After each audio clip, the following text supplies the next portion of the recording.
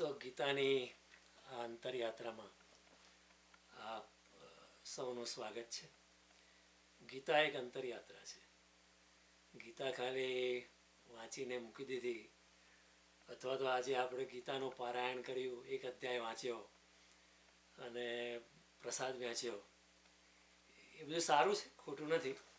પણ ખરેખર તો ગીતા વાંચીને આપણે પણ શ્રી કૃષ્ણ જેમ કહે છે, આપણે પણ આપણા આત્મામાં સ્વયંમાં પ્રવેશ કરવાનો પ્રયાસ કરીએ, એ વધારે અગત્યનું છે. તો ગીતાનો ઉપયોગ સાચી દ્રષ્ટિએ અંતરયાત્રામાં પ્રવેશ કરવાનો છે. અને એના માટે શ્રી કૃષ્ણએ અનેક સૂત્રો, અનેક માઇલસ્ટોન્સ ગીતામાં મૂકેલા છે. એ માઇલસ્ટોન્સનો ઉપયોગ કરીને આપણે આપણી પોતાની અંતરયાત્રામાં આગળ વધવાનું છે. તો આ ગીતાની અંતરયાત્રા સમજવાને માટે આપણે બુદ્ધની અંતરયાત્રા આપણે સમજવાનો પ્રયત્ન કરતા હતા. બુદ્ધની અંતરયાત્રા સમજીને આપણે કૃષ્ણની વાતો વધારે સાદ્રશ્યતાથી આપણે સમજી શકીએ, વધારે દ્રષ્ટાંતપૂર્વક, વધારે પ્રાણોના પ્રાણથી આપણે સમજી શકીએ. એટલે બુદ્ધને આત્મજ્ઞાન થયું, બુદ્ધનું ટીપું પરમાત્માના મહાસાગરમાં મળી ગયું અને બુદ્ધને પોતાના આત્માના અજવાળાનો અનુભવ થયો. જે શંકરાચાર્યએ કહ્યું કે કત્વમ કોહમ કુત આયાત કામે જનની કામે તાત, હું કોણ છું એનો બુદ્ધને અનુભવ થયો. અને બુદ્ધ અને પરમાત્મા, બુદ્ધે પોતાનો અહંકાર સંપૂર્ણપણે વિગલિત કરી કાઢ્યો. બુદ્ધએ પોતાની અસ્મિતા સંપૂર્ણપણે ઓગાળી નાખી. જેને આઈ અને એમ જે આપણો શબ્દ છે, આઈ જે છે આપણો ઈગો છે અને એમનેસ આપણી અસ્મિતા છે. એમનેસ આપણું સો કોલ્ડ મનુષ્ય ગૌરવ જેને કહીએ, એ સટલ ઈગો છે.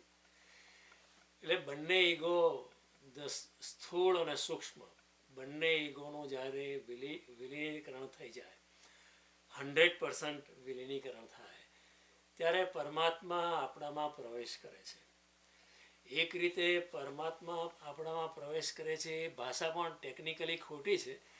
કહેવું તો એવું જોઈએ કે આપણામાં પરમાત્મા જે બેઠો છે જ, આપણા હૃદયમાં જે રામ વસેલો છે, એનું પ્રાગટ્ય થાય છે. કારણ કે આપણા અહંકારના જે પડળ આપણા આત્મા પર છવાયેલા હોય છે, એ દૂર થઈ જાય છે. માયાના પડળો દૂર થાય છે, મોહના પડળો દૂર થાય છે, વાસનાના પડળો દૂર થાય છે. હું કંઈક બહુ મોટી વ્યક્તિ છે, એ જે અજ્ઞાન આપણું છે એ ચાલી જાય છે. આપણું દેહાભિમાન ચાલી જાય છે, આપણી બોડી કોન્શિયસનેસ ચાલી જાય છે. હું કરું એ જ અજ્ઞાનતા ચાલી જાય છે. ત્યારે આત્મા અને પરમાત્માનું મિલન થાય છે અને જીવાત્મા પોતાના આત્મ સ્વરૂપનું જ્ઞાન કરે છે. અને એ અવસ્થામાં આત્મજ્ઞાન ઓટોમેટિક થઈ જાય છે. એવું નથી કે પરમાત્માએ આઈને કરવું પડે છે, એવું નથી કે પરમાત્માએ હાથ આઈને ઊંચો કરવો પડે છે, હું તારા પર કૃપા કરું છું. These are all automatically set. મનુષ્ય જેવો નિરહંકારી થાય, જેવો આસક્તિથી મુક્ત થાય, કે એવો તરત જ પરમાત્મા અનંત વર્ષે અનરાધારની જેમ પરમાત્મા વરસી પડે છે. અને જ્યારે આવું થાય છે ત્યારે બે વસ્તુ બીજી પણ થાય છે કે મનુષ્યને જ્યારે આત્મજ્ઞાન થાય છે ત્યારે એને એવો પણ અનુભવ થાય છે કે ચારે બાજુ પરમાત્મા જ છવાયેલો છે. આ જગતમાં જળ ચેતન બધી જગ્યાએ પરમાત્મા ખીચોખીચ ભરાયેલો છે. જેવો આપણી પોતાની આત્માની ઓળખ થાય છે, તેવી તરત જ બીજી જ મોમેન્ટે એવો પણ અનુભવ થાય છે કે જે પરમાત્માનો અનુભવ મને થયો છે તો ચારે બાજુ વ્યાપ્ત છે. એવું નથી કે અહીં મંદિરમાં જ છે, કે અહીંયા આ જગ્યાએ જ છે, કે આ જગ્યાએ છે, એવું નથી. કે આ તીર્થધામ પર જ છે, આ યાત્રાધામ પર છે, એવું નથી. કંઈ મક્કામાં છે, મદીનામાં છે, કે અહીંયા ચારધામ પર છે, એવું કશું નથી. ચારે બાજુ એને એની અનુભૂતિ થાય છે. અને એ અવસ્થામાં જ આપણા ઉપનિષદના ઋષિએ કહ્યું, ઈશાવાસ્યમ ઇદમ સર્વમ યત કિંચ્યત જગત્યામ જગત. જે કંઈ જગતમાં છે એ બધું ઈશ્વરથી ખીચોખીચ ભરેલું છે. કૃષ્ણ પણ કહે છે મયી સર્વમિદમ પ્રોતમ સૂત્રેર મણિગણા એવા. જેમ ધાગાની આજુબાજુ મોતી પરોવાયેલા હોય છે તેમ બધું મારામાં જ પરોવાયેલું છે. બધું જ જે છે પરમાત્મા સ્વરૂપ જ છે. જે કંઈ થઈ રહ્યું છે તે પરમાત્મા જ થઈ રહ્યા છે. તમે પસાર થતા હોય એક પક્ષીને તમે જોઈને પક્ષી ઉડે તો પરમાત્મા જ ઉડી રહ્યો છે, અને તમે પસાર થઈ રહ્યા છો તો પરમાત્મા જ પસાર થઈ રહ્યો છે. એ અનુભૂતિ એ યોગીને થાય છે. અને જે નરસિંહ મહેતાએ કહ્યું કે વેદ તો એમ વધે શ્રુતિ સ્મૃતિ સાથ દે, કનક કુંડળ વિશે ભેદ ન હોય, ઘાટ ઘડિયા પછી નામ રૂપ જુદવા, અંતે તો હેમનું હેમ હોય. બધું જુદા જુદા સ્વરૂપે ભાસે છે પણ અંતે તો બધું પરમાત્મા સ્વરૂપ જ છે. સામે કોઈ ગાય આવે, કોઈ ભેંસ આવે, કોઈ પક્ષી આવે, કોઈ મનુષ્ય આવે, બધામાં એને પરમાત્માની અનુભૂતિ થતી હોય છે.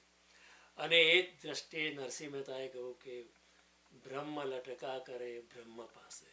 હું બ્રહ્મ સ્વરૂપ છું અને ચારે બાજુ બ્રહ્મ મારી સામે લટકા કરી રહ્યો છે. આ એક અનુભૂતિનું એક્સપ્રેશન છે. જ્યારે પણ મનુષ્યને આત્મજ્ઞાન થાય છે ત્યારે ઇમિજિએટલી આનો પણ as a corollary, as a second step or as an immediate step to self realization, the enlightened person also realizes કે પરમાત્મા તો ચારે બાજુ વ્યાપ્ત છે. અને જ્યારે આવું થાય છે ત્યારે એક ત્રીજી વસ્તુ પણ થાય છે એઝ એ કોરોલરી, કે જેવું ફૂલ ખીલે તો ફૂલમાંથી સુવાસ એની જાતે પ્રસરવા માંડે છે. જેવી રીતે મનુષ્યને આત્મજ્ઞાન લાગે છે, જેવી રીતે પોતાના અંતરના અજવાળા જે મનુષ્ય પામે છે, એને તરત જ એવી સ્ટ્રોંગ ડિઝાયર થાય છે કે હું પણ બીજાને મદદ કરું, મને જે અનુભવ થયો છે એવું બીજાને આપું, મને જે આત્માનો અનુભવ થયો છે, મને આટલા વર્ષો પછી, આટલા જન્મો પછી જે મને આ અનુભવ થયો છે એ હું બીજાને પણ આપું. જે સંસારમાં જે લોકો ટટોળી રહ્યા છે, સંસારમાં લોકો જે સ્ટ્રગલ કરી રહ્યા છે, સંસારમાં જે લોકો ભટકી રહ્યા છે, એ બધાને હું મદદ કરું, એ પણ એક જાતની સ્ટ્રોંગ ડિઝાયર એ યોગીના મનમાં પેદા થાય છે. અને એ હિસાબે પોતાના જ્ઞાનને વહેંચવાને માટે એ કંઈ પણ રીતે પ્રયત્ન કરે છે. જો અનુભૂતિ તો એક જ હોય છે, સત્યની અનુભૂતિ તો એક જ હોય છે, આત્માના પ્રકાશનો અનુભવ તો એક જ હોય છે, પણ એની અભિવ્યક્તિ જુદી હોય છે. કોઈ મીરા હોય તે બહુ પ્રવચન આપી શકે એમ નથી, તો એ કીર્તનથી કરે છે, પોતાના પદ લખીને અભિવ્યક્તિ કરે છે. કોઈ કબીર હોય તો પોતાના દોહા લખીને કરે છે. એ બહુ ઊંડા ગૂઢ પ્રવચન આપી શકતા નથી. કોઈ કૃષ્ણમૂર્તિ હોય તે ખૂબ જ બુદ્ધિશાળી, ખૂબ જ ઇન્ટલેક્ચ્યુઅલ, બધા ઇન્ટલેક્ચ્યુઅલ્સને ગમી જાય તેવા પ્રવચનો આપી શકે છે. કોઈ બીજી વ્યક્તિઓ તે રામકથા કરે કે કૃષ્ણની કથા કરે, શ્રીમદ ભાગવત પર બોલે અને એ રીતે પોતાના આત્માના અનુભવને બીજાને આપી શકે. દરેક જણા જુદી રીતે કરે. Chaitanya Mahaprabhu just started dancing, started doing kirtan. Osho, Shankaracharya, Krishna, Buddha, Mahavir, એ લોકો પાસે વાણીનું પ્રભુત્વ હતું, એ લોકો પાસે બુદ્ધિ પણ અપાર હતી. એ લોકોએ પોતાની બુદ્ધિ અને ભાષા પણનો પ્રભુત્વનો ઉપયોગ સત્યનું પ્રકાશન કરવા માટે કર્યો. પણ તકલીફ એ કે સત્ય ભાષામાં સમાવેશ કરી શકાય એમ નથી. એ બહુ મુશ્કેલ છે સત્યને ભાષામાં લાવવું. It is a very difficult task. કારણ કે ભાષા બહુ પાંગળી છે. સત્યનો અનુભવ એટલો વિશાળ છે કે ભાષામાં એનો સમાવેશ કરવો એ બહુ મુશ્કેલ બાબત છે. અને મનુષ્યની ભાષા પણ ડાયલેક્ટિકલ હોય છે. મનુષ્યની ભાષા જે છે સત્યના અનુભવને વ્યક્ત કરવા માટે નથી બનાવી. એ આપણા જેવા માણસોએ કોઈ સાક્ષરે બનાવી છે, રોજિંદી જરૂરિયાત પૂરતી બનાવી છે. આત્મજ્ઞાનનો અનુભવ જે એટલો બધો વિશાળ છે એ ભાષામાં સમાવેશ કરી શકાતો નથી. એટલે સત્ય તો મૌનમાં પ્રગટ થાય છે, અને જેવું ભાષામાં મુખરતામાં આવે છે તેવું સત્ય થોડું અધૂરું થતું જાય છે, થોડું વિકૃત થતું જાય છે. એનું કારણ એ છે કે સત્યનો અનુભવ વાણીની પાર, સમયની પાર, સ્થાનની પાર, બુદ્ધિની પાર, ઇન્દ્રિયોની પાર, કાળની પાર ત્રિગુણાતીત અવસ્થામાં થયો હોય છે. એ યોગીએ પછી એને વાણીમાં આવીને કહેવું પડે, બુદ્ધિમાં આવીને કહેવું પડે, 3 ગુણમાં આવીને કહેવું પડે, ભાષામાં આવીને કહેવું પડે, સ્થાનમાં આવીને કહેવું પડે, સમયની અંદર આવીને, એટલે બધા માધ્યમ બદલવા મળે. ને પછી આપણે સાંભળનારા પાછા આપણે બધા વિચિત્ર લોકો, આપણે પણ આપણા કાનથી સાંભળીએ, એનું માધ્યમ તો બદલાય, વળી પાછું આપણા સુધી આવે ત્યારે આપણી આંખો, આપણી બુદ્ધિ, આપણું સ્લાઇસિંગ એન્ડ ડાઇસિંગ, આપણા મેઝરમેન્ટ્સ, આપણે આપણી રીતે માનીએ, આપણી માન્યતા પ્રમાણે બધું માપીએ, અને આપણે માપવા જઈએ એમાં તો 1000 ભૂલ થવાની જ છે. એટલે એ રીતે સત્ય જે પેલા લાલ રંગનું હોય તો ધીરે ધીરે ધોવાતું પીળો, આવું ગુલાબી રંગનું મેં શર્ટ પહેર્યું છે એવું થઈ જાય. અત્યારે મેં ગુલાબી રંગનું શર્ટ પહેર્યું છે, કદાચ તમને વેબએક્સ પર થોડું સફેદ જ દેખાતું હશે. કારણ કે એવી રીતે સત્ય પણ થોડું એનો રંગ થોડો ઉતરતો જાય, ભાષાની અંદર પણ એનું અંતર થતું જાય છે. કૃષ્ણ પણ એને જાણે છે કે એવું થતું હોય છે, છતાં પણ કૃષ્ણ ગીતા કહે છે. વિટકિન્સન નામના માણસે કહ્યું કે આ સત્ય કહી શકાય એવું નથી, માટે કહેશો જ નહીં. લાઓ ત્સે પણ કહ્યું કે that which is true cannot be said and that which is said cannot be true. જે કહી શકાય તે સત્ય હોતું નથી, અને જે કહેવાય છે તે સત્ય હોતું નથી, ને જે સત્ય છે તે કહી શકાતું નથી. માટે વિટકિન્સને કહ્યું કે કહો જ શા માટે? તો પછી તો પરંતુ કૃષ્ણ છે, શંકરાચાર્ય છે, કૃષ્ણમૂર્તિ છે, ઓશો છે, આ બધા લોકો, બુદ્ધ છે, મહાવીર છે, આ બધા લોકોએ કરુણાવશ જે કહી શકાય એમ નથી, છતાં પણ એને કહેવાનો યશસ્વી પ્રયત્ન કર્યો. જે કહી શકાય એને કહેવામાં શું દાડ મારી? ખરી વિશિષ્ટતા તો એ છે કે જે કહી શકાય એમ નથી એને કહેવું એક બહુ મોટી વસ્તુ છે. गूंगे का गुड़, आत्म अनुभव ज्ञान की जो कोई पूछे बात, वो गूंगा गुड़ खाए के कहत कौन मुख स्वाद. कबीर કહે છે કે આત્મ અનુભવ જ્ઞાન की जो कोई पूछे बात, તમારા આત્માના અનુભવની કોઈ વાત પૂછે તો તમે કેવી રીતે કહી શકો?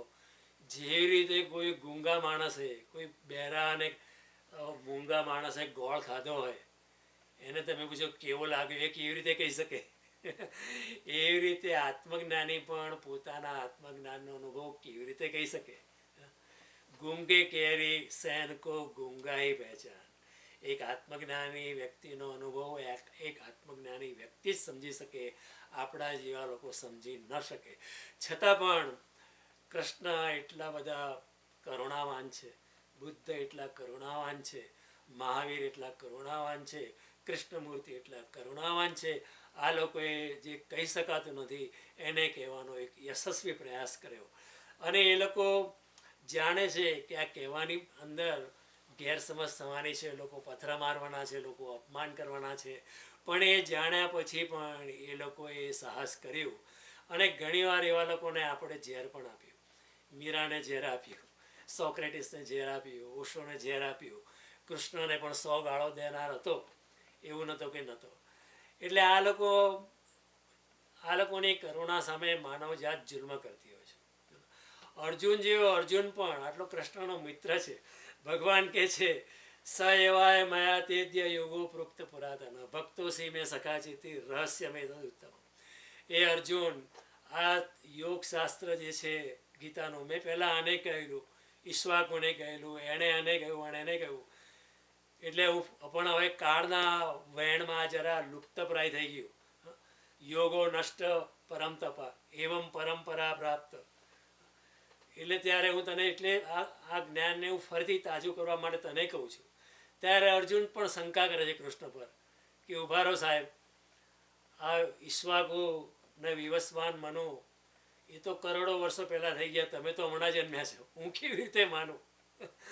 હું કેવી રીતે માનું? જો કૃષ્ણ કહે છે તું મારો ભક્ત છે ને તું મારો મિત્ર છે એટલે હું તને કહું છું, આટલા પ્રેમથી કૃષ્ણ વાત કરે છે. ત્યારે અર્જુન સામે શંકા કરે છે કે હું કેવી રીતે માનું? કથમ એતદ વિજાનીયમ ત્વમ આદો પ્રોક્તવાનીતિ. How do I believe you Krishna, કે તમે કહ્યું હશે. આ બધા કૃષ્ણને મનો લોકો તો તમે કહો છો એમને પહેલાં જ કહેલું, પણ એ તો કરોડો વર્ષ પહેલાં થઈ ગયા. તમે ત્યારે ક્યાં હતા? તમારો જન્મ તો હમણાંનો છે. તમારો જન્મ તો હમણાંનો છે. હું કેવી રીતે જો કૃષ્ણ આટલી કરુણા દર્શાવે છે પણ અર્જુન સામે શંકા કરે છે. પણ કૃષ્ણ એટલા કરુણાવાન છે તે કૃષ્ણ એની કોઈ ફિકર નથી કરતા.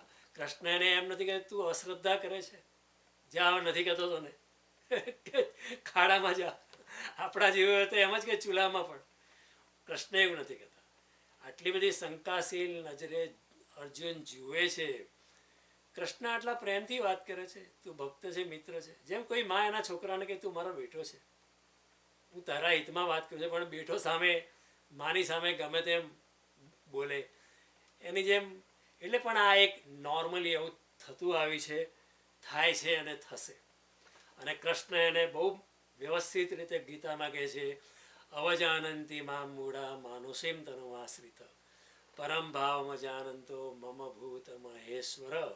જ્યારે જ્યારે હું મનુષ્ય અવતાર લઉં છું ત્યારે લોકો મારી અવહેલના કરશે, મારી મસ્કરી કરશે, છતાં પણ જે અવતારી પુરુષ છે એ કરુણાવાન થઈને બધાને મદદ કરવાનો પ્રયત્ન કરશે. એ રીતે બુદ્ધ પણ મદદ કરવા નીકળી ગયા. મેં તમને ગઈ વખતે કહ્યું, એક વ્યક્તિએ એમને પૂછ્યું કે તમને મળીશું. આપણે ગીતાના સંદર્ભમાં જ એને સમજવાનો પ્રયત્ન કરીએ છીએ. એક વ્યક્તિએ પૂછ્યું તમને મળીશું. બુદ્ધે કહ્યું મળ્યું કશું નથી, ગુમાયું છે. એટલે પેલા સામેના વ્યક્તિ કહ્યું તો તમે ગાળા છો ને, આટલું બધું છોડીને જવાની શી જરૂર હતી? આટલા 6-12 વર્ષ તમે જતા રહ્યા. What was a use of just going અવે? તો બુદ્ધએ કહ્યું કે તમે ગુમાયું શું? એ કે મારો જે આત્મા ઉપર મારો જે મોહના પડડો છવાઈ ગયા હતા, મારા આત્માના અરીસા પર જે ધૂળ છવાઈ ગઈ હતી, આત્માના અરીસા પર જે માયા છવાઈ ગઈ હતી, આત્માના અરીસા પર મારો અહંકાર છવાઈ ગયો હતો, એ બધું ચાલી ગયું છે, એ બધું મેં ગુમાવ્યું છે. તો એ સામેના માણસ કહ્યું પણ તમને આત્મજ્ઞાન થયું એ તો તમને મળ્યું કહેવાય ને. તો બુદ્ધ કે આત્મજ્ઞાન થયું એ મળ્યું ન કહેવાય. It is not an achievement. કારણ કે એ તો હતું જ મારી પાસે, પણ મને એનું જ્ઞાન નહોતું. મારો આત્મા તો પ્રકાશિત હતો જ. આપણા બધાનો આત્મા સ્વયં પ્રકાશિત છે. આપણો બધાનો આત્મા ઈશ્વર જેટલો જ પ્રકાશિત છે, પણ આપણને એનું જ્ઞાન નથી. માટે મારા આત્માના પ્રકાશનો મને અનુભવ થયો એ મારી એચિવમેન્ટ છે, એ મારી ઉપલબ્ધિ છે, એવું કહી ના શકાય. દાખલા તરીકે કે તમે અત્યાર સુધી માનતા હો તમે બહુ ગરીબ છો, ગરીબ છો, ગરીબ છો, અને અચાનક તમારા ઘરમાંથી ચરુ નીકળે અને પછી તમે એકદમ પૈસાદાર છો એવું તમને ભાન થાય. ને તમે કહો કે હવે હું પૈસાદાર છું, ને પહેલાં ગરીબ હતો. એવું નથી, પહેલાં પણ તમે પૈસાદાર હતા જ, પણ ચરુ છે ઘરમાં દટાયેલો છે એનું તમને જ્ઞાન નહોતું. That's the only difference. તમે પૈસાદાર તો હતા જ, પણ ઘરમાં ચરુ छिપાયેલો છે એનું તમને જ્ઞાન નહોતું. એવી રીતે બુદ્ધે કહ્યું કે આત્મા તો મારો પ્રકાશમાન હતો જ, પણ મારો આત્મા પ્રકાશમાન છે એનું મને જ્ઞાન નહોતું. એટલે જ્યારે મને આત્માનું જ્ઞાન થયું ત્યારે એ મારી સિદ્ધિ છે અથવા તો મારી એ ઉપલબ્ધિ છે એવું મારાથી કહી શકાય તેમ નથી. આ બહુ અગત્યનું સ્ટેટમેન્ટ છે. આત્મજ્ઞાની વ્યક્તિ કુદાળો એમ નથી કહેતો કે હું કંઈક વિશિષ્ટ છું. એ આપણને કહેતો હોય છે કે તમે પણ એટલા જ આત્મ સ્વરૂપ છો જેટલો હું છું. The only difference is I am aware of it, you are not aware of it. And all I am doing is trying to make you aware. આત્મજ્ઞાની વ્યક્તિ એટલી કરુણાપૂર્વક આપણને કહેતો હોય છે કે જેટલો જ્ઞાન સ્વરૂપ હું છું એટલા તમે પણ છો, પરંતુ ફેર એટલો જ છે કે મારા જ્ઞાન સ્વરૂપ વિશે મારો અનુભવ છે, તમારો અનુભવ નથી. એટલો જ આટલો ફેર છે. બાકી આપણામાં અને તમારામાં કંઈ ફેર નથી. અને તમે પણ આત્મ સ્વરૂપ થાઓ એ મારો અત્યારે સઘન પ્રયત્ન છો. એટલે આ કરુણાથી આવા આત્મજ્ઞાની વ્યક્તિઓ માનવ સમાજ સામે આવે છે. બુદ્ધને 40 વર્ષની ઉંમરે જ્ઞાન થયું હતું, પણ 40 વર્ષ સુધી તેઓ મનુષ્ય સમાજમાં ફર્યા. ગામે ગામ જઈને પોતાના આત્માનું જ્ઞાન વેચવાનો પ્રયત્ન કર્યો, જેથી કોઈકની ટ્યુબલાઇટ ઝળકી જાય, કોઈકને એનો ફાયદો થઈ જાય. અને બુદ્ધના ટચથી, બુદ્ધ તો પારસમણી જેવા હતા, બુદ્ધના સંપર્કથી અનેક લોકોને આત્મજ્ઞાન થયું. અનેક એમના ઘણા શિષ્યોને આત્મજ્ઞાન લાદ્યું છે. એટલે આ રીતે બુદ્ધ પણ કૃષ્ણ પણ આ વાત આપણને ગીતામાં સમજાવે છે. 3જા અધ્યાયમાં કહે છે કે અર્જુન તું તો આત્મ સ્વરૂપ જ છે, તારે આટલી બધી ગીતા સાંભળવાની પણ જરૂર નથી, તું એક વાક્યમાં પણ સમજી શકે છે તો બરાબર ધ્યાન આપે તો ભગવાન કહે છે ધૂમેનાર વ્રિયતેર વન્ને યથા દર્શો મલેન છે યથોલ્બેન આવૃતો ગર્ભ તથા તેનેદમિદમ આવૃતમ આવૃતમ જ્ઞાનમેતેન જ્ઞાનીનો નિત્યવેરિણ કામરૂપેણ કૌંતેય દુષ્પુરેણ અનલેન ચ. એ અર્જુન જેમ ધુમાડાથી અગ્નિ ઢંકાઈ જાય છે, જેમ મેલથી અરીસો ઢંકાઈ જાય છે, જેમ ગર્ભ છે ગર્ભની કોથળીથી ઢંકાઈ જાય છે, તેમ તારો આત્માનો પ્રકાશ આ માયાના આવરણથી, માયાના ધુમાડાના આવરણથી તારા અગ્નિનો પ્રકાશ ઢંકાઈ ગયો છે. ખાલી તારે એને દૂર કરવાનો છે. જેવો તું દૂર કરીશ કે તરત જ તારા આત્માનો જે પ્રકાશ છે એને તું ઓળખી શકીશ અને તારા આત્માને તું ઓળખી શકીશ. એવું ભગવાન કહે છે. યથા દર્શો મલેન છે યથોલ્બેન આવૃતો ગર્ભ તથા તેનેદમિદમ આવૃતમ આવૃતમ જ્ઞાનમેતેન જ્ઞાનીનો નિત્ય વૈરીનો કામરૂ. આ કામ વાસના જે છે જેની પૂર્તિ ક્યારેય પણ થઈ શકે એમ નથી. ભગવાન એટલું સરસ કહે છે દુષ્પુરેણા અનલેન ચ.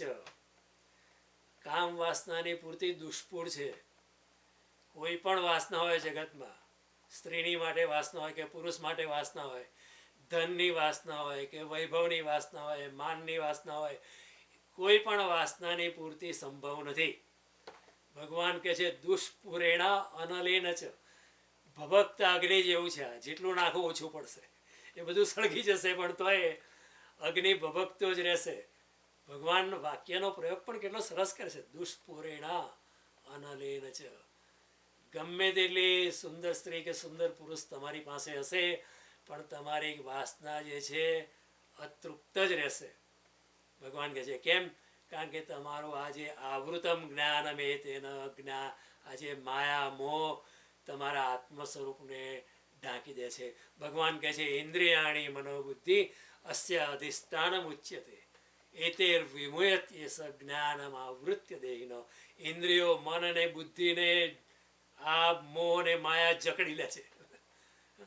ઇન્દ્રિયાણી મનોબુદ્ધિ અસ્ય અધિષ્ઠાનમ ઉચ્યતે. અને એને મોહમાં નાખીને એતેર વિમુયત્યસ્ય જ્ઞાનમ આવૃત્ય દેહિનો. જે જીવાત્મા છે એનું જ્ઞાન જે છે આવૃત્ત થઈ જાય છે, ઢંકાઈ જાય છે, ચિત્રે વીટ્યા રત્ન જેવું થઈ જાય છે. એટલે ભગવાન કહે છે તસ્માત ત્વમ ઇન્દ્રિયાણી નિયમ્ય વ્રત સર્વ જય શત્રુ મહાબાહો કામરૂપેણ દુષ્પરમ. એ માટે અર્જુન ઉભો થા. આ કામરૂપી શત્રુને તું જે ઇન્દ્રિયોનો દુશ્મન છે એને તું તલવાર લઈને છેદી નાખ. તો જે બુદ્ધ કહ્યું એ કૃષ્ણએ પણ કહ્યું છે. જે સંત પુરુષે કહ્યું છે કૃષ્ણએ પણ કહ્યું છે. કૃષ્ણની ખૂબી એ છે કે કૃષ્ણએ જરા વૈજ્ઞાનિક ભાષામાં કહ્યું છે. કૃષ્ણએ સંસ્કૃતમાં કહ્યું છે. માટે કૃષ્ણ જે છે એ બહુ વૈજ્ઞાનિક રીતે કહી શકે છે. કોઈ પણ વસ્તુને સંસ્કૃતમાં કહેવું ને એને તમે મેથેમેટિકલ ફોર્મ્યુલેટિવ ઢંગથી, ફોર્મ્યુલેટિવ શૈલીથી, ફોર્મ્યુલેટિવ અંદાજથી, ફોર્મ્યુલેટિવ લહેજાથી તમે એને કહી શકો છો. કૃષ્ણની ભાષા ટેલિગ્રાફિક છે. બીજા બધા સંતોએ પણ એ જ કહ્યું છે પણ એમણે જરા મનુષ્યના લેવલ પર જઈને એની ભાષામાં કહ્યું છે. આ જ વસ્તુ તુલસીદાસે પણ કહી છે. બીજા બધા અનેક સંતોએ આવ્યા છે. મીરાએ પણ કહી છે, કબીરે પણ કહી છે. અનેક સંતોએ બહુજન સમુદાય પકડી શકે, સામાન્ય મનુષ્ય પકડી શકે એ ભાષામાં કહ્યું છે. માટે જ્યારે બુદ્ધને પૂછ્યું કોઈએ તમને મળ્યું શું? બુદ્ધે કહ્યું કે મળ્યું કશું નથી, ગુમાવ્યું છે. ગુમાવ્યું એ છે કે મારો મોહ માયા અહંકાર ચાલ્યો ગયો છે. અને જે મળ્યું છે એને ઉપલબ્ધિ, એને એચિવમેન્ટ કહી શકાય તેમ નથી. કારણ કે એ તો બધા પાસે છે જ. ભૂત માત્ર માતે સ્વયં પ્રકાશિત એ ચિન્મય આત્મા, એ ચિદાનંદ સ્વરૂપ, એ ચિદાનંદ રૂપ શિવોહમ આત્મ સ્વરૂપ બધાનું છે જ. The only difference is we are not aware of it, but the enlightened master is aware of it. That's the only difference, you know. Buddha ગામમાં ફરતા ફરતા અનેક જગ્યાએ ફર્યા. છેલ્લે પોતાના ગામમાં આવ્યા. પોતાના જ રાજ્યમાં એમનો પિતા હતો શુદ્ધોધન. એ બુદ્ધને મળવા ગયા. શુદ્ધોધન બહુ ગુસ્સામાં હતા બુદ્ધ પર, કારણ કે એનો પ્લાન હતો કે આ રાજ્યનો કારભાર મારા છોકરાને આપી દઈશ. એકનો એક પુત્ર છે, પણ આ પુત્ર જે છે એને એમ લાગે આ પુત્રએ મને દગો દઈ દીધો, આ બધું છોડીને ચાલ્યો ગયો, આ ભિખારી થઈને બધે ભીખ માગતો હતો ને મારી આબરૂના કાંકરા કરી કાઢ્યા. તમે વિચાર કરો, તમે મલ્ટી મિલિયોનર હો અને તમે રસ્તા પર ભીખ માગો. બુદ્ધ ભીખ માગવાનું ચાલુ કર્યું. બુદ્ધ જ્યારે પોતાના શિષ્ય બનાવતા હતા ત્યારે બુદ્ધ પહેલાં કહેતા કે જ્યાં રસ્તામાં જઈને ભીખ માગો. એવું કેમ કહેતા હતા? આ બુદ્ધની એક ટેકનિક હતી. દરેક ગુરુની ટેકનિકો છે. તમે ભીખ માગવા જાઓ એટલે તમારો અહંકાર ચૂર્રે ચૂરા થઈને એકદમ વિગલિત થઈ જાય. તમે રાજકુમાર હો અને બુદ્ધના શિષ્ય થાઓ અને બુદ્ધ કે કાલે તું ભીખ માગવા જજે ગામમાં, તો તમારો અહંકાર કેટલો ખલાસ થઈ જાય તમે એનો વિચાર કરો. મહાવીર એવું કહેતા હવે બોડિયું કરાવી નાખ. હવે તમારા વાળ આટલા સુંદર હોય, તમે આટલા સરસ દેખાતા અને બોડિયું કરાવી નાખો કે તમે જરા કેટલા વિકૃત દેખાઓ, પણ એની સાથે તમારો અહંકાર ચૂરે ચૂરા થઈ જાય.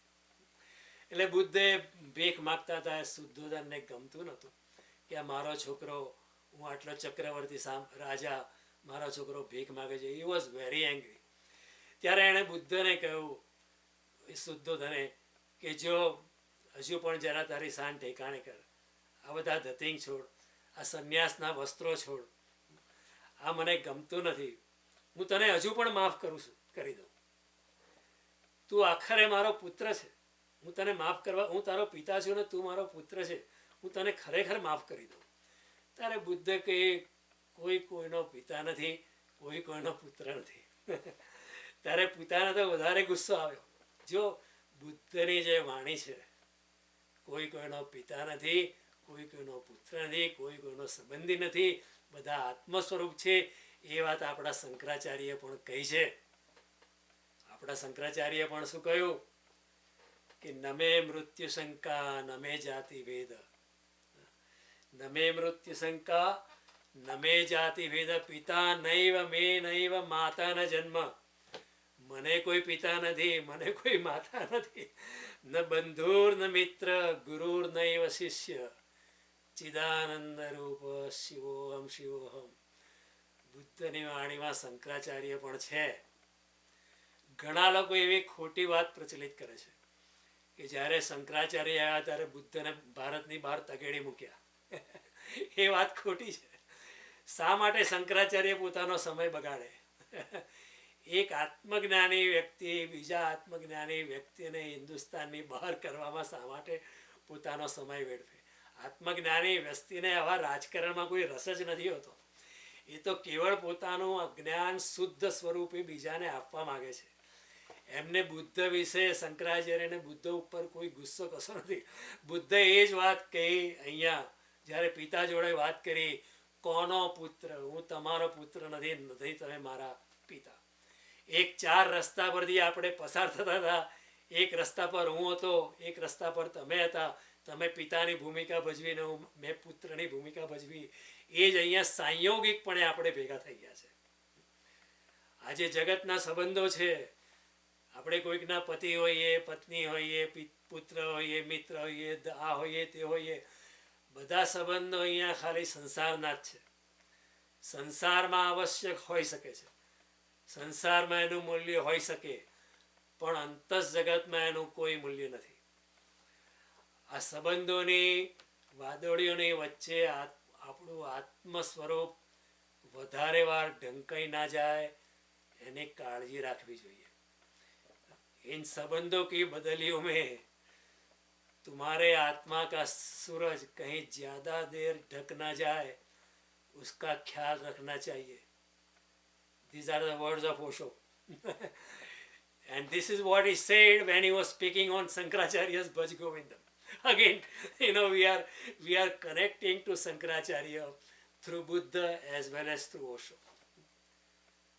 So Buddha said, મને કોઈ માતા નથી, પિતા નથી.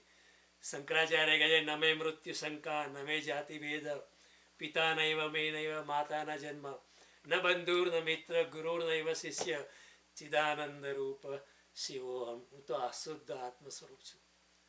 અને એ જ વસ્તુ ઓશો કહે છે कि इन संबंधों की बदलियों में कहीं तुम्हारे एकांत का सूर्य कहीं ज़्यादा देर न ढक जाए, उसका ખ્યાલ रखना चाहिए. અને એ જ વસ્તુ જીસસે કહી. જીસસને એક ગામમાં હતા ત્યારે એક એમના શિષ્ય આવીને કહ્યું, તમારા મા બાપ તમને મળવા માગે છે. ત્યારે જીસસે શું કહ્યું, મારા કોઈ મા બાપ નથી. મા બાપને તો કેટલું ખોટું લાગે, તમે વિચાર કરો. પણ આત્મજ્ઞાની વ્યક્તિને સમજવાનું મુશ્કેલ હોય છે, એમના મા બાપ પણ ન સમજે. જીસસે કહ્યું કે હું તો આત્મ સ્વરૂપ છું. આ મા બાપ ભાઈ બહેનનું એ બધા એના સંબંધો છે. મારું સાચું સ્વરૂપ તો હું તો આત્મ સ્વરૂપ છે, એના સિવાય કશું નથી. મને કોઈ માં નથી, મને કોઈ પિતા નથી. એ જે શંકરાચાર્ય કહ્યું, ન મે મૃત્યુ શંકા ન મે જાતિવેદ પિતા નૈવ મે નૈવ માતા ન જન્મ ન બંધુર ન મિત્ર ગુરુર. શંકરાચાર્ય કે છે ગુરુર નહીં, મને કોઈ ગુરુ નથી, મને કોઈ શિષ્ય પણ નથી. શિષ્ય માટે લોકો કેટલી પડાપડી કરતા હોય. આજના જમાનામાં જુઓ, લોકો મને આટલા 5000 શિષ્ય છે માટે હું મોટો ગુરુ, બીજો કે મારા 10,000 છે. શંકરાચાર્ય કહે છે મને કોઈ શિષ્ય નથી, મને કોઈ પરવા નથી. તમારે મને ગુરુ માનવો હોય તો માની શકો છો, પણ મારી દ્રષ્ટિએ કોઈ શિષ્ય છે જ નહીં. તમને કદાચ ફાયદો થશે, મારી દિવ્ય ચેતના તમને મળશે, તમે મને ગુરુ માનશે તો, પણ મારી દ્રષ્ટિએ કોઈ શિષ્ય નથી. મને કોઈ એવું એટેચમેન્ટ જ નથી કે તું મારો શિષ્ય છે. એટલે આ રીતે ત્યારે પિતાને બહુ ગુસ્સો આવ્યો કે હજુ પણ હું તને માફ કરી દઉં એમ છું. ત્યારે બુદ્ધએ એ વાત કરી તો કે હજુ પણ તું મારી જા. બુદ્ધ કે જે ગૌતમ સિદ્ધાર્થ જે છોડીને ગયેલો એ તો ગયો, એ તો મરી ગયો. જેવું આત્મજ્ઞાન લાદ્યું તેવું મારી autobiography has been destroyed and a new person has been formatted. જેવું આત્મજ્ઞાન લાદે છે તેવું તરત આત્મજ્ઞાની વ્યક્તિ જે છે પોતાનો પાસ્ટ એકદમ એનો ખલાસ થઈ જાય છે. હી લૂઝિસ હિઝ ઓટોબાયોગ્રાફી. અત્યાર સુધી આ વ્યક્તિ અહીં જન્મેલી, આટલું ભણેલો, અને આ છોકરા હતા, તે હતા, એ બધું એક ઝાટકે ખલાસ થઈ જાય છે અને હી ઇઝ રીફોર્મેટેડ. એનો ફરીથી જન્મ થાય છે. એ દ્વિજ બને છે અને એ દ્વિજ બને એટલે સાચા અર્થમાં બ્રાહ્મણ થયો. આપણે બ્રાહ્મણનો બીજો શબ્દ છે આપણી જગ્યા, આપણી સનાતન ધર્મમાં એને કહે છે આપણે દ્વિજ. જે ફરીથી જન્મ્યો છે તે, એટલે કે જેને આત્મજ્ઞાન લાદ્યું છે તે. એટલે બુદ્ધએ કહ્યું પિતાને કે એ જે ગૌતમ સિદ્ધાર્થ આપ તમને છોડીને ગયો, એ તો ગયો, એ તો મરી ગયો, એ છે જ નહીં. હું અહીંયા આત્મ સ્વરૂપે છું, માટે તમે મને માફ કરો કે હું તમને માફ કરો કે હું માવી, એ બધું દુનિયાની બાબતનો અહીંયા અર્થ જ નથી. there is no point in getting into that. પણ આ પિતા તો સમજી ના શકે અને એ ખૂબ ગુસ્સે થયેલા. પણ આ એક ઇતિહાસમાં રેકોર્ડ. રવિન્દ્રનાથ ટાગોરે બહુ સુંદર એના પર એક કથન કર્યું છે કે બુદ્ધ આવ્યા ત્યારે યશોધરાને મળવા ગયા. યશોધરા એમની પત્ની હતી અને યશોધરા પણ બહુ ગુસ્સામાં હતી. એ પણ એ સામેથી મળવા જ ના આવી. એ એના રૂમની અંદર જ ભરાઈ રહેલી. She was so angry with her husband કે મને છોડીને જતા રહ્યા, આ નાના છોકરાને છોડીને જતા રહ્યા. She was very angry. પણ બુદ્ધ એને તો પણ કરુણાથી મળવા જાય છે અને એને કહે છે કે પ્લીઝ ફોરગીવ મી. તને છોડીને જતા રહેવાનો મારો કોઈ ઈરાદો નહોતો, પણ મારા હાથમાં નહોતો. મારા મનમાં એટલા જોરથી મુમુક્ષા હતી કે આ સંસાર મને વ્યર્થ લાગ્યો, આ સંસાર મને આગ જેવો લાગ્યો. મને અંદરથી એટલી બધી દિવ્ય ચેતનાનું ખેંચાણ હતું, મને પરમાત્માનું એ દિવ્ય શક્તિનું એટલું ખેંચાણ હતું કે આ મહેલ, આટલી તું સુંદર પત્ની હતી, એ બધું મને ફિક્કું લાગ્યું અને મને દિવ્ય શક્તિ બીજે ખેંચી ગઈ. એ મારા વશની બહાર હતું. પણ રવિન્દ્રનાથ ટાગોરે કાવ્ય સ્વરૂપે યશોધરાના મુખે પ્રશ્ન પૂછાવડાયો છે કે તમે જતા તો રહ્યા અને તમને જે આત્મજ્ઞાન લાદ્યું તે શું અહીંયા મહેલમાં રહીને ના લાદી શક્યું હતું? તમારે નાસી જવાની શી જરૂર હતી? જો યશોધરાનો પ્રશ્ન એકચ્યુઅલી એવું પૂછ્યું નહોતું, પણ રવિન્દ્રનાથ ટાગોરે એક આ કથાનું નિરૂપણ કરીને એ બહુ અગત્યનો સવાલ યશોધરાના મુખે બુદ્ધને પૂછ્યો છે કે તમે અહીં મહેલમાં રહ્યા હોત તો તમને શું આ તમારી અંતરયાત્રા ન થઈ શકી હોત? ત્યારે બુદ્ધએ કહ્યું કંઈ મહેલમાં રહ્યો હોત તો પણ શક્ય હતું, પણ એ જરા મારા માટે મુશ્કેલ હતું. હું એટલો બધો પહોંચેલો નહોતો કે સંસારની ઝંઝટમાં રહીને પણ હું મારી અંતરયાત્રા કરી શક્યો હતો. એ મારા માટે મુશ્કેલ હતું. હું જરા એટલો પાંગળો હતો કે રહ્યા પણ એ સંસારમાં રહીને પણ હું સંન્યાસી થઈને રહું એ મારા માટે શક્ય નહોતું. જુઓ, કૃષ્ણની વાત, કૃષ્ણનો સંન્યાસ કેવો જુદો છે. અર્જુનને કહે છે ભાગવાનું નથી, અહીં રહીને સંન્યાસી થઈને લડવાનું છે. કૃષ્ણ એક સ્ટેપ આગળ જાય છે.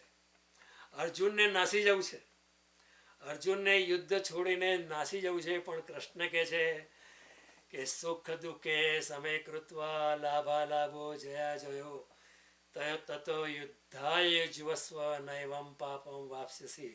સુખ દુઃખને સમાન કરીને, હાનિ લાભને સમાન કરીને, માન અપમાનને સમાન કરીને, હે અર્જુન, તું અર્જુનની જેમ ના લડીશ પણ એક યોગીની જેમ લડ.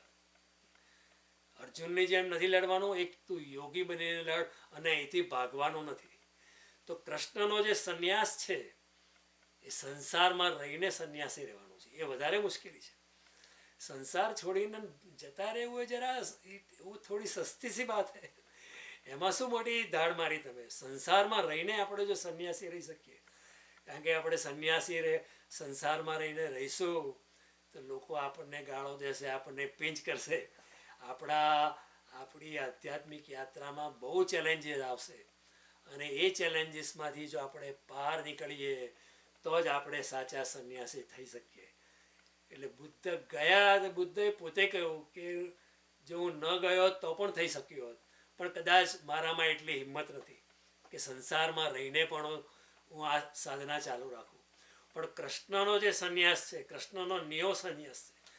કૃષ્ણ ભાગી જવાના પક્ષમાં નથી. કૃષ્ણ કે જે ભાગના નહીં એ જાગના હૈ. અર્જુનને કહે છે જાગી જા કે તું આત્મ સ્વરૂપમાં છે, ત્યારે ક્યાંય ભાગવાનું નથી. અર્જુન બનીને નથી લડવાનું, યોગી બનીને લડ.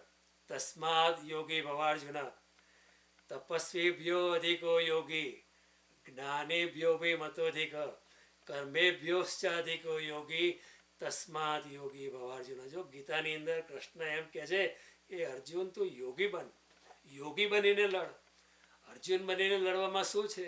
અર્જુન બનીને લડીને પણ તું જીતી જઈશ, પણ યોગી બનીને લડીશ તો એક દિવ્યતાનો તને અનુભવ થશે. આ બધી માયાથી મુક્ત તને થઈને શું મળશે? તું જીવીશ કે હારીશ, તું જીવીશ કે મરી જઈશ, જીતીશ કે હારીશ, તને યશ મળશે કે અપયશ મળશે, તને રાજ્ય મળશે કે નર્ક મળશે, એની ફિકર કર્યા વિના તું પરમાત્મામાં શ્રદ્ધા રાખીને તારા કર્તવ્યને તારે નિભાવવાનું છે. એ રીતે તું નિષ્કામ કર્મ કર અને રણ મેદાનમાં તું યુદ્ધમાં લડ. તસ્માત ઉત્તિષ્ઠ કૌંતેય યુદ્ધાય કૃત નિશ્ચય. એમ માનીને તું લડ અર્જુન. તો કૃષ્ણનો જે આ સંન્યાસ જે છે એ બુદ્ધના સંન્યાસથી કે મહાવીરના સંન્યાસથી પણ કૃષ્ણનો સંન્યાસ ઘણો આગળનો સંન્યાસ છે. Osho has called this as a neo sannyas. Osho said the same thing. मैं अपने सन्यासियों को ज्यादा चुनौती का मार्ग देता हूँ. ये भाग जाना बड़ी सस्ती बात हुई. रहो संसार में फिर भी सन्यासी होकर रहो. ये ज्यादा चुनौती का मार्ग है. અહીં બધા લોકો તમને પિંચ કરશે, તમારી સામે કાદવ ઉછાળશે, તમને તમારા ટાંગા ખેંચશે. એ બધાની અંદર પણ તમે તમારી સ્થિત પ્રજ્ઞતા જાળવી શકો. લોકો પથરા ફેંકશે, ગાળો દેશે, છતાં પણ એની અંદર પણ તમારી જો સ્થિત પ્રજ્ઞતા જાળવી શકો તો તમે કૃષ્ણનો સંન્યાસ પકડ્યો છે એમ. અને એ રસ્તો વધારે કંટકાકીર્ણ છે, એ રસ્તો વધારે મુશ્કેલ છે, પણ એ રસ્તામાંથી જે નીકળી જાય એ મનુષ્ય સીધો એક તીરની જેમ પોતાના આત્મ સ્વરૂપને પામે છે અને પરમાત્માને પામી જાય છે. એટલે બુદ્ધના રસ્તાથી પણ અઘરો રસ્તા કૃષ્ણ બતાવે છે. પણ કૃષ્ણ કહે છે ચિંતા ન કર, તું મારી સાથે દર, હું તારી મદદ કરવા તૈયાર છું.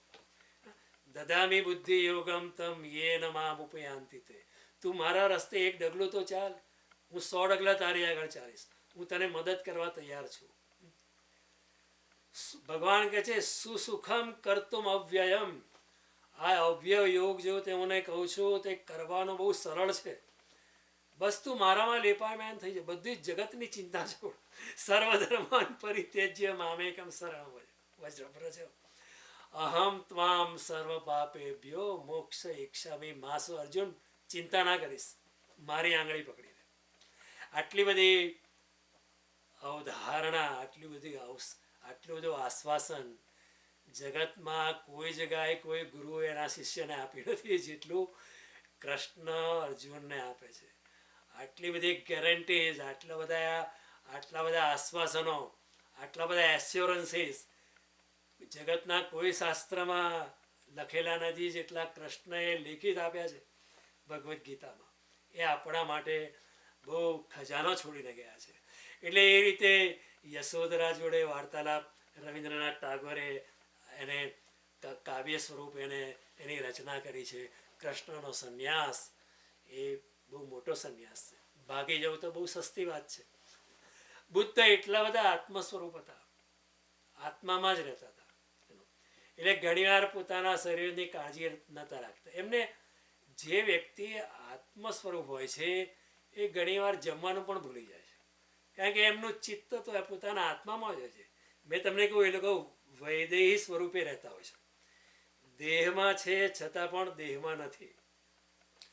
The moment they are enlightened, they are connected with their body in a very subtle form. A loose silken thread connects their consciousness to the body. They are not really in the body. They are not solidly in the body. છે થોડા fluid સ્ટેટમાં શરીરમાં હોય છે, પણ આમ તો પોતાના આત્મ સ્વરૂપમાં જ રહેતા હોય છે. માટે ઘણીવાર પોતાના શરીરની એટલી કાળજી રાખવાનું એમને ખ્યાલ નથી રહેતો. આવી દશા થાય ત્યારે બુદ્ધની ઘણીવાર હાલત ખરાબ થતી હતી, એમની તબિયત બગડતી હતી. પ્રસન્નજીત નામનો એક રાજા હતો, એની પાસે એમનો પ્રાઇવેટ ડૉક્ટર હતો, એમનો પ્રાઇવેટ વૈદ્ય હતો. એણે કહ્યું એના વૈદ્યને કે આ બુદ્ધ તો એમના શરીરની કાળજી નથી કરતા, કાલથી તું બુદ્ધની જોડે રહેજે, એમના શરીરની કાળજી તારે કરવાની છે. હું બીજો ડૉક્ટર શોધી કાઢીશ, પણ તું બુદ્ધની કાળજી કર. જો પ્રસન્નજીત રાજાને એનું શિષ્યત્વના પ્રેમથી અને તો મારા ગુરુની કાળજી થવી જોઈએ માટે પોતાનો પ્રાઇવેટ ડૉક્ટર એણે બુદ્ધને આપી દીધો. કેમ આવું થાય છે? કારણ કે જે આત્મ સ્વરૂપ વ્યક્તિ હોય છે એને પોતાના શરીરનું ભાન ઘણીવાર રહેતું નથી, અને શરીર પ્રત્યે એનું દેહાભિમાન રહેતું નથી. અને એ અવસ્થામાં જ મહાવીર સ્વામીના વસ્ત્રો છૂટી ગયેલા. એવું નથી, ઓકે 3 મિનિટ છે, વિનોદભાઈનો મેસેજ આવે છે. એવું નથી કે મહાવીરે નક્કી કર્યો કે હું વસ્ત્ર નથી પહેરવાનો, પણ એટલા બધા એ આત્મ સ્વરૂપ થઈ ગયા હતા કે એમને વસ્ત્રનું ભાન જ ના રહ્યું. એવું નથી કે સુખદેવજીને એવું કહ્યું કે મારે વસ્ત્ર નથી પહેરવા, હું તો યોગી છું, હું તો પરમહંસ છું. પણ સુખદેવજી એટલા નિર્ગુણ બ્રહ્મમાં નિવાસ કરતા હતા કે એમને વસ્ત્ર પહેરવા જોઈએ એવો ખ્યાલ જ નહીં રહ્યો. એટલા માટે એવા લોકોને આપણે પરમહંસ કહ્યા છે, કે જેને એટલા બધા આત્મ સ્વરૂપ છે, એમને દેહનું જરા પણ ભાન જ નથી રહ્યું. જે they are not at all body centric. માટે એ લોકો નિર્વસ્ત્ર અવસ્થામાં ફરતા હતા. એવી રીતે મહાવીર પણ નિર્વસ્ત્ર અવસ્થામાં ફર્યા. અને ઘણીવાર મહાવીરને એમના શરીરનું ભાન નહોતું, એટલે જમ્યા છે કે નહીં એ પણ ખ્યાલ નહોતો રહેતો. ઘણીવાર મહાવીર 3-4 દાડા પછી જમતા હતા, કારણ કે અચાનક શરીરમાંથી એકદમ અવાજ આવે કે ભૂખ લાગી, ત્યારે મહાવીર ખાતા હતા. પણ લોકોને એમ થયું કે એ ઉપવાસ કરે છે. એવું નથી. મહાવીર એટલા આત્મ સ્વરૂપ હતા કે જમવું જોઈએ એવું એમને ખ્યાલ જ નહોતો રહેતો. એ ઘણીવાર 1 વર્ષની અંદર ખાલી 1 જ મહિનો જમતા હતા. પણ જૈન લોકો ઘણા સમજ્યા નહીં મહાવીરને પણ, એટલે એવું આ તો બહુ કઠોર ઉપવાસ કર્યા છે, એટલે જૈનો પણ કઠોર ઉપવાસ કરવા માંડ્યા. પણ જે ઘણા લોકો ઉપવાસ કરતા હોય છે અને મહાવીરના ઉપવાસમાં બહુ મોટો ફેર છે. મહાવીર એટલા આત્મ સ્વરૂપ હતા કે એમને એમના શરીરનું ભાન નહોતું રહેતું. શરીરને ભૂખ લાગી છે એવું એમને ભાન રહેતું નહોતું, અને એ રીતે એમના ઉપવાસ ઓટોમેટિક થઈ જતા હતા. એ ઉપવાસ નહોતા કરતા, ઉપવાસ ઓટોમેટિક થતા હતા. જ્યારે કોઈ બીજા લોકો ઉપવાસ કરે છે તો દમનથી ઉપવાસ કરે છે, અને દિવસ ગણતા હોય છે કે 1 મહિનાનો ઉપવાસ હોય છે તો ગણતરી ચાલે કે 1 દિવસ ગયો, 29 બાકી છે. મહાવીરને ગણતરી નથી કરવી પડતી, કારણ કે એ તો આત્મ સ્વરૂપ રહેતા હતા. જો ઉપવાસનો અર્થ શું છે? આપણે સમજવાનો છે. ઉપવાસ એટલે ઉપરવાસ. આજે જરા રોજિંદી ખાવા પીવાની મગજમારીથી મુક્ત થઈને, આજે રાંધવાની મગજમારી મુક્ત થઈને હું જરા મારા આત્મામાં પ્રવેશ કરવાનો પ્રયત્ન કરીશ. આજે સારું ધાર્મિક વાંચન કરીશ. આજે જરા મારા આત્માને નિર્મળ કરીશ, પવિત્રતા ઊભી કરવાનો પ્રયત્ન કરીશ. અને આજે સંસારનો ગંદવાડ છે, સંસારની દોડધામ છે, એનાથી ઉપર જઈને હું વાસ કરીશ. માટે એનું નામ પાડેલું ઉપવાસ. ઉપવાસનો અર્થ ફાસ્ટિંગ નથી. ઉપવાસનો અર્થ છે જરા સંસારથી મુક્ત થઈને, શરીરથી મુક્ત થઈને જરા ઉપરની અવસ્થામાં આવીને વાસ કરવો, ઉપરની અવસ્થામાં બેસવું અને પોતાના આત્મ સ્વરૂપનું ચિંતન કરવું, ધર્મ સાથે સંલગ્ન થવું, પરમાત્મા સાથે સંલગ્ન થવું, એનું નામ છે ઉપવાસ.